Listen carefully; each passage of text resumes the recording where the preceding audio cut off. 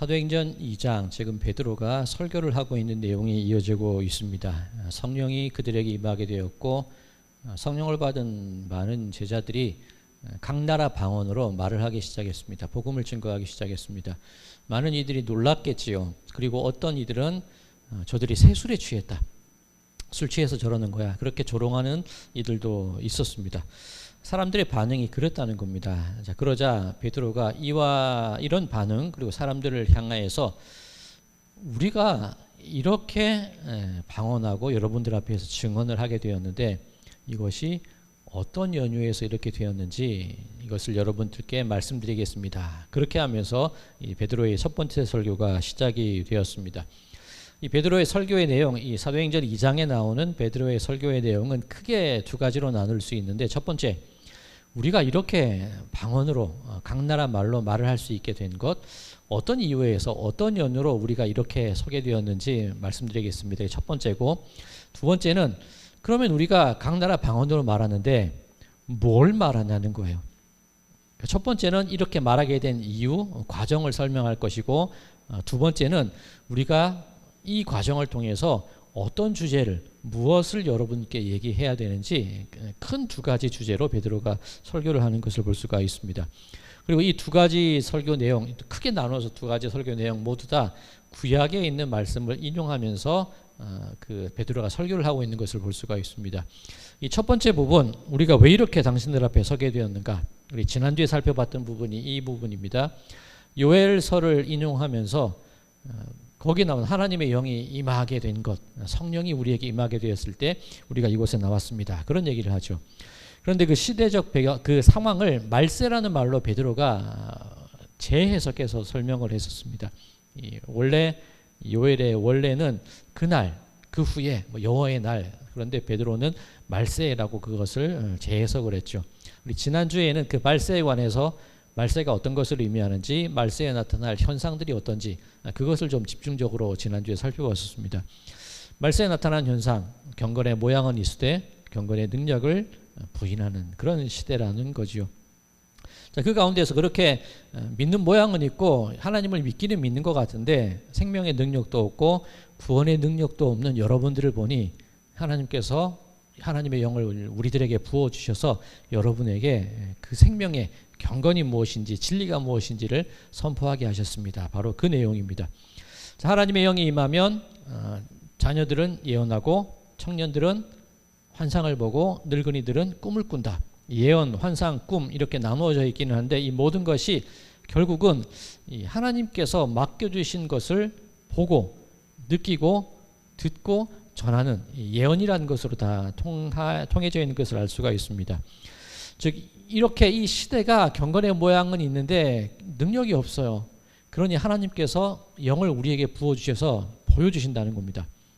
하나님의 마음을 우리로 느끼게 해주시고 하나님의 그 생각들을 우리에게 심어주시고 우리가 세상에 나가서 무엇을 말해야 할지를 우리에게 알려주시니 우리가 어떻게 그것을 참을 수 있겠습니까?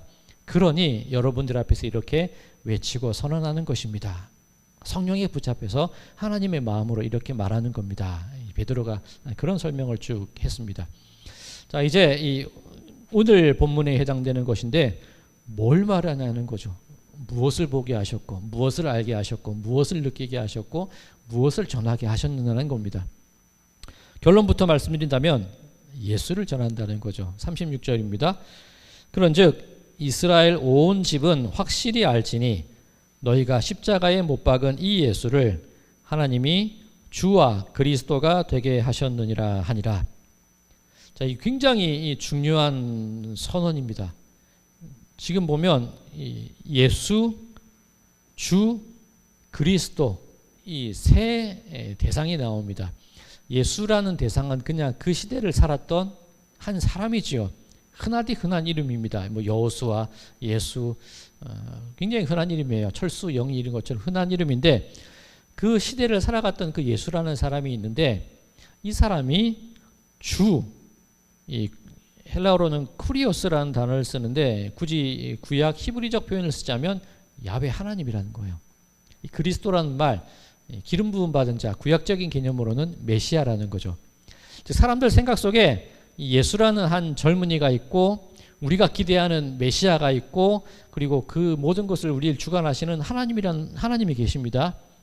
우리는 이것을 각각 따로 생각을 해요. 그 시대 사람들은 예수라는 청년이 살다가 그냥 죽었어.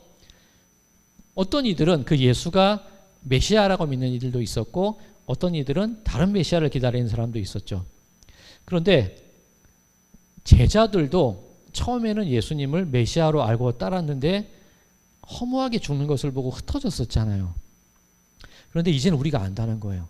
하나님의 영이 임하게 하셔서 무엇을 보여주셨냐면 그 예수라는 그 청년이 메시아였다는 것을 우리가 이제 알게 되었습니다. 기름 부음 받아서 우리를 구원하실 분이라는 것을 알게 되었습니다. 이게 예수와 메시아가 연결이 됩니다.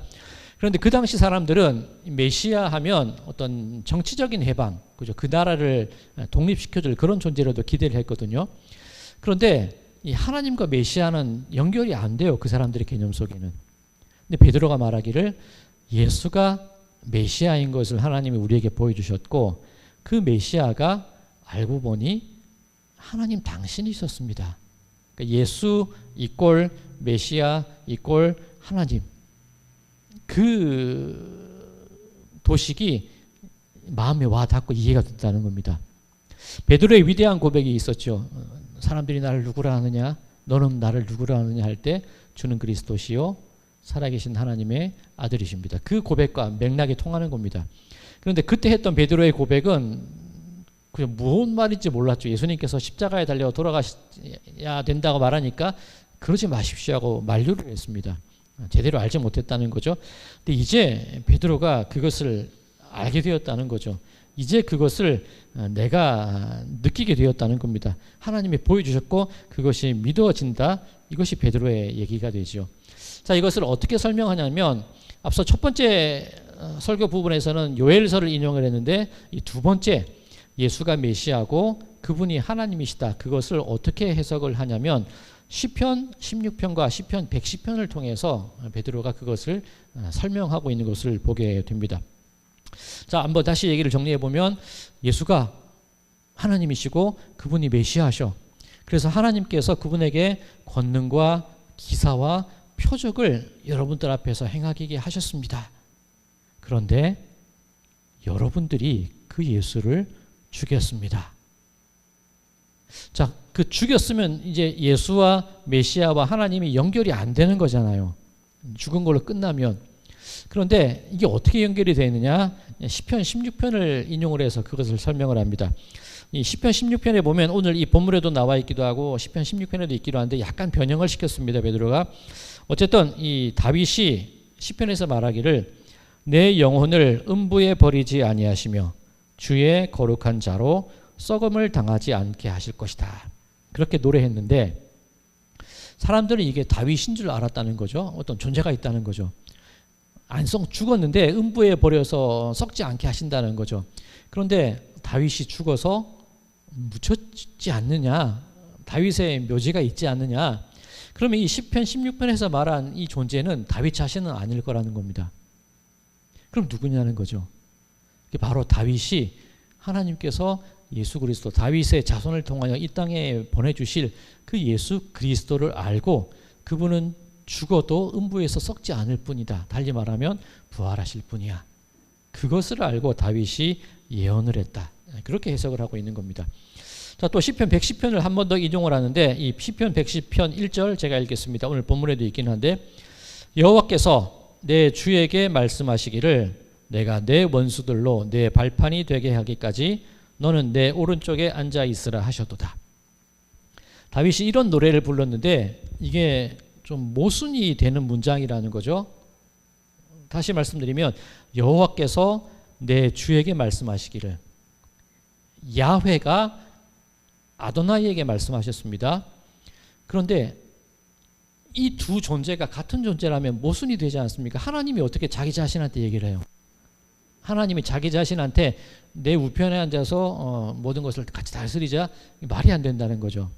그럼 만약에 하나님 우편에 앉는 존재가 다윗이라고 가정을 해본다면 아니, 죽어서 묘에 묻혀 있는데 그리고 다윗이 어떻게 아도나이가 내 주가 되냐는 겁니다. 그럼 이걸 어떻게 해석을 해야 되느냐? 야훼가 내 주에게 말씀하신 것은 하나님께서 예수 그리스도에게 말씀하신 것이다. 그러니 승천하셔서 하나님 우편에 앉아 계신 분이 바로 예수님이시다. 그렇게 다윗의 시를 통해서 그것을 설명을 하고 있는 겁니다. 자, 다시 종합적으로 정리해 보면 베드로의 설교 첫 번째, 우리는 하나님께서 보여주신 그 영에 의해서 보여주시고 느끼게 하시고 알게 하신 것을 전하지 않으면 안 돼서 우리가 이렇게 여러분들 앞에 섰습니다. 그 내용이 뭐냐면 예수는 메시아시고 그분은 하나님이신데 여러분들이 죽였잖아요. 그런데 그대로 음부에서 썩지 않으시고 살아나셨고 부활하셔서 하늘로 올리우셔서 하나님 우편에 계십니다. 큰 두 얘기를 하고 있는 겁니다. 이게 베드로 첫 번째 설교의 큰 흐름입니다. 자, 그런데 우리가 오늘 살펴봐야 될 부분, 짚고 넘어가야 될 부분이 한 군데 있는데 오늘 본문에서 베드로가 예수님을 무엇이라고 호칭하고 있습니까? 오늘 본문을 보면 베드로가 예수님을 가르쳐 말하기를 나사렛 예수라고 베드로가 호칭을 해요. 자, 예수님을 향한 이 큰 두 개의 호칭이 있었죠. 첫 번째가 다윗의 자손 예수여, 두 번째는 나사렛 예수여입니다. 첫 번째 다윗의 자손 예수여는 다분히 어떤 정치적인 소망과 바람이 깃들어 있는 거예요. 다윗의 왕조를 다시 회복시켜 줄 그 분을 기다리는 사람들의 기대와 열망이 들어가 있는 게 다윗의 자손 예수여입니다. 반면에 나사렛 예수라는 말은 그 당시 유대인들 사이에 나사렛에서 무슨 선한 것이 날 수 있겠어, 멸시하는 곳, 무시하는 곳, 기대가 없는 곳이 나사렛 예수입니다. 그러면 다윗의 자손 예수라는 말은 기대치가 한창 올라가 있는 호칭이고 나사렛 예수라는 말은 기대할 게 없는 사람이라는 뜻이 되겠죠. 그런데 베드로가 오늘 이 설교를 통해서 굳이 나사렛 예수라는 말을 일부러 써요. 이 설교의 흐름으로 보면 다윗의 자손 예수라는 게 사람들에게 좀 이렇게 어필한다 그럴까요? 사람들을 설득하기에 더 좋은 표현 아닐까요?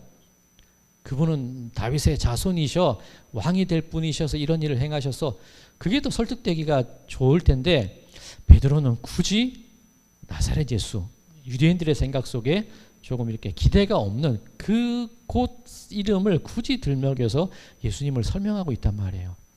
분명한 의도를 가지고 있다는 것입니다. 자, 이사야서를 보면 하나님께서 이스라엘 백성들을 호칭하실 때 어떤 표현을 사용하시는데 좀 듣기에도 민망하게 들리는 호칭으로 이스라엘을 부르신 적이 있습니다. 자, 이사야 41장 14절인데 그 앞부분 호칭하는 부분만 제가 읽겠습니다. 이사야 14장 앞부분입니다. 버러지 같은 너 야곱아. 이것을 세번역에는 어떻게 되어 있냐면 너 지렁이 같은 야곱아, 벌레 같은 이스라엘아. 자, 공동번역 개정판에는 어떻게 되어 있냐면 벌레 같은 야곱아, 구더기 같은 이스라엘아. 그렇게 되어 있습니다. 하나님이 당신의 백성을 부르실 때 버러지, 구더기, 벌레, 지렁이 그렇게 부르세요. 좀 너무 하시지 않나요? 우리 예전 복음성가 부르던 중에 벌레만도 못한 내가 용서받을 수 있나요? 그런 우리 찬양을 많이 불렀었습니다. 복음성가를.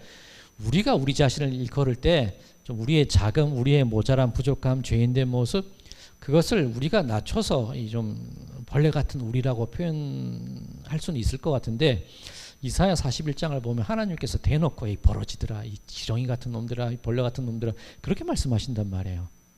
좀 너무하신 거 아닌가라는 생각이 들 수 있는데 이 이사야 41장 이 14절 전체 구절을 한번 읽어보겠습니다. 버러지 같은 너 야곱아, 너희 이스라엘 사람들아 두려워하지 말라. 나 여호와가 말하노니 내가 너를 도울 것이라. 내 구속자는 이스라엘의 거룩한 이인이라. 이 버러지야, 이 구더기 같은 놈들아, 지렁이야 라고 말씀하시는데 그 뒤 내용을 뭐냐면 내가 너희 도와줄게. 그렇게 이어져요. 그럼 달리 생각하면 버러지의 하나님, 구더기의 하나님, 지렁이의 하나님이 되시는 겁니다. 좀 안 좋게 표현하자면 제 얼굴에 침 뱉기 아닙니까? 그죠? 내 자식 보고 이 뭐뭐 같은 놈아 하면 내가 그게 되는 거예요. 그죠? 근데 하나님께서는 이 버러지 같은 놈아 라고 말씀하실 때 그래, 너희들이 그런 존재인데 나는 그런 너희들을 구원하는 사람이야. 이스라엘을 무시하시는 줄 알았는데 알고 보니까 하나님께서 당신을 낮춰주시는 거예요. 에이 못난 놈들아, 그런데 나 너희 사랑해, 너희 구해줄 거야. 그 말씀을 하시는 거예요. 자, 나사렛 예수라는 말을 베드로가 일부러 사용하고 있는데 무시당하고 욕이나 안 들으면 좋을 그런 존재를 하나님께서 사용하셔서 그분을 통하여 큰 권능과 기사와 표적을 일으켜 주셨다는 겁니다. 그게 우리의 정체성이 되어야 된다는 거예요. 우리의 정체성, 뭔가 대단한 사람 같고 잘할 수 있는 사람 같고 뛰어난 사람, 그 사람들을 불러서 하나님께서 일을 맡기시는 게 아니라 나사렛에서나 살 수 있고, 지금 제자들의 구성이 그렇잖아요. 이 나사렛, 나중에 사도행전 4장인가요? 공회에 불려나갔을 때 베드로가 막 담대하게 말하는 것을 보고 대제사장과 그 가문의 사람들이 좀 무지랭이들, 학문이 없고 못 배운 놈들인 줄 알았는데 어디서 저렇게 말을 잘하지? 그 얘기를 합니다. 우리 스스로의 정체성이 그렇다는 겁니다. 나는 높은 사람이 아니라는 거예요. 나사렛 출신이라는 겁니다. 버러지 같은 사람이라는 거예요. 예수님께서도 말씀하셨죠. 너희 목마른 자들아, 굶주린 자들아, 가난한 자들아, 너희에게 복이 있을 것이다. 우리의 정체성이 어떤 존재들인지 그것을 베드로가 깨닫기 시작하는 겁니다. 그것을 굳이 나사렛 예수라는 부분으로 이야기를 하고 있다는 거예요. 자, 사도행전 2장 앞부분을 한번 다시 돌아가 보겠습니다. 제자들이 어디에 모여 있습니까? 사도행전 1장에 보면 그들이 유하는 다락방, 그렇게 표현이 되어 있죠. 마가의 다락방이라고 합니다. 다 같이 한 곳에 모였더니, 시작이 거기입니다. 그러면 예루살렘에 성전이 없습니까? 아름다운 성전이 있습니다. 회당이 없었겠습니까? 대제사장의 집이 없었겠습니까? 공회로 모이는 그 좋은 장소가 없었겠습니까? 그런데 성령님은 그 좋은 데 다 놔두시고 굳이 그 120명이나 되는 사람들이 버글버글 모여있는 그 다락방에, 그 다락에 성령께서 임하시더라는 겁니다. 그 좋은 거 다 내버려 두고, 아마 그 120명이나 되는 사람, 아무리 뭐 부자였다 할지라도 120명이 되는 큰 공간이라고 말은 하지만 넓어봐야 얼마나 넓겠습니까? 그리고 그곳에서 나는 어떤 냄새 상상 한번 해보셨습니까? 땀, 기다림, 그저 잘 씻지도 못하고 그 모여있던 그 사람들 가운데 좀 꺼려지는 곳일 수도 있는데 거기에 성령님께서 오셨다는 거예요. 자, 우리 오순절 성령이 임하였을 때 바벨 때 언어가 나뉜 것을 오순절 성령이 임함으로 언어가 다시금 통하게 되었다. 그런 말씀을 많이 들으셨을 겁니다. 바벨의 언어 뭡니까? 우리가 하늘에 닿기까지 쌓자는 거죠. 우리가 올라가자는 얘기예요. 그죠? 우리가 올라가자는 거예요. 우리의 능력으로, 우리의 힘으로, 우리의 권능으로 우리가 저 높은 곳까지 올라갑시다. 그런데 성령님께서 오시는 방법은 위에서 내려러 오시는데 오실 법하지 않은 곳을 찾아서 오신다는 거예요. 그곳이 어디입니까? 사람들이 기다림으로, 성령의 기다림으로 열망하고 있는 곳. 비록 나사렛 같은 우리들이지만, 벌레 같고 구더기 같고 버러지 같고 지렁이 같은 우리들이지만 내가 그 하나님의 힘으로, 성령의 힘으로만 살아갈 수밖에 없습니다라는 그 고백을 하는 바로 그 현장에 성령께서 오셨다는 그 얘기가 됩니다. 우리가 전하는 나사렛 예수, 하나님께서 그분을 세우셨어. 베드로의 고백이, 나사렛 예수라는 고백이 그런 의미를 가지고 있는 겁니다. 자, 지금 우리는 베드로 하면 이 베드로의 삶의 모든 부분을 알고 있습니다. 이 사도의 뛰어난 모습까지 알고 있는데 지금 이 순간의 베드로의 모습을 한번 생각을 해보시자고요. 어부로 살다가 어떻게 부름 받았는데 다혈질이고 실수도 많이 하고 예수님을 배신하기도 하고, 언제 하나님의 나라가 이때니까 여전히 깨닫지 못하던 그 베드로의 모습이 이전까지였잖아요. 예수님께서 왜 그렇게 무력하게 죽으셨습니까? 하나님 왜 그러십니까? 그렇게까지 하셨어야 돼요? 이게 말이 안 되지 않습니까? 그런 생각으로 살아가던 베드로가 이해할 수 없던 그 모든 상황들이 성령이 임하시게 되자 이제 이해가 됩니다. 이제 알아졌습니다. 왜 나사렛이었는지, 왜 벌레 같은 나인지, 왜 모자란 나였는지 이제 내가 그것을 깨닫게 됩니다. 보지 못하던 것이 보이게 되고, 들리지 않던 것이 들리게 되고, 느끼지 못하던 것이 느끼게 되고, 내 마음에 그냥 식어져 있던 것이 불같이 뜨거움이 일어나서 이렇게 여러분들 앞에서 선언하고 선포하고 외치게 되었습니다. 베드로가 지금 그 모습으로 사람들 앞에 서 있다는 것입니다. 자, 우리의 삶이 그렇죠. 우리들이 살아오는 지금까지 순간들 속에 이해하지 못하는 일들을 많이 겪으셨을 겁니다. 왜 이런 일이 일어나고, 그 어려움의 순간들 하나님 왜 그러셔야 했어요? 꼭 그러셔야만 하셨습니까? 그런데 그 모든 이해할 수 없는 사건들이 성령이 임하시게 되자, 오늘 본문에도 있는 내용이죠. 하나님이 알게 하신 바, 미리 정하신 바, 작정하신 바, 그 모든 계획 가운데 그것을 하나하나씩 맞추어 가시고 이루어 가시는 분이 하나님이셨구나. 그 깨달음을 깨닫게 될 때에 풀리지 않던 내 인생의 어려움과 아픔들이 일순간에 해결되는 그 놀라운 해결의 순간을 우리들이 경험을 하게 된다는 겁니다. 성령의 임함의 순간이 바로 그런 것이라는 거죠. 아, 이것이 하나님의 정하신 뜻이었구나. 이래서 그렇게 하셨구나. 야, 이제부터 내 삶의 방향이 이렇게 나가야겠구나. 이 무지러인 같은 나를 통하여서 하나님께서 큰 일을 준비하고 계시는구나. 저 사람이 더 잘할 줄 알았는데, 저 사람이 더 뛰어나고 조건이 더 좋은 줄 알았는데, 그게 아니라 나사렛 같은 나를 들어서 하나님이 사용하시려고 여지껏 그렇게 내 인생을 운영해 경영해 오셨구나. 그 깨달음으로 살아가는 것이 우리들의 모습이어야 한다. 이게 베드로의 설교를 통해서 우리가 깨닫는 교훈이 되어야 될 줄로 믿습니다. 우리 성도님들의 삶 가운데 여러 가지 형편과 여러 가지 사정들이 있으실 겁니다. 거기에 너무 얽매일 필요가 없다는 거죠. 뜻하신 바, 정하신 바, 미리 하신 바, 하나님의 그 계획하심이 나를 통하여 차근차근 하나씩 하나씩 이루어져 가고 있다는 것을 믿는다면, 다락방 같은 내 인생이라 할지라도 그 가운데에서 기다림의 소망과 하나님의 임하심, 성령의 임하심을 바라는 그 간절한 믿음의 소망이 나에게 있다면, 하나님은 나로 하여금 보게 하시고 듣게 하시고 느끼게 하시고 꿈꾸게 하시고 그 뜨거움을 가지게 하시고 그 마음으로 이 세상을 살아가게 하실 것이라는 것. 내가 그렇게 사용될 존재구나. 그 믿음으로 여러분들의 삶을 살아나가시기 바랍니다. 그렇다면 우리 성도님들의 살아가는 모든 처소가, 모든 삶의 환경들이 아주 귀한 하나님이 거하시는 믿음의 터전, 경건의 모양뿐만이 아니라 경건의 능력까지 담게 되는 귀한 복의 근원이 되어질 줄로 믿습니다. 바라기는 우리 성도님들의 삶 속에 이것이 하나님이 정하신 바, 아신 대로 행하신 바, 나를 향한 계획이셨구나. 그 믿음의 고백을 하심을 통하여서 세상 속에서 외치고 증거하고 전하고 이렇게 세상을 끌어안고 능력 가운데 살아나가시는 우리 모든 분들의 삶이 되시기를 주님의 이름으로 간절히 축원드립니다.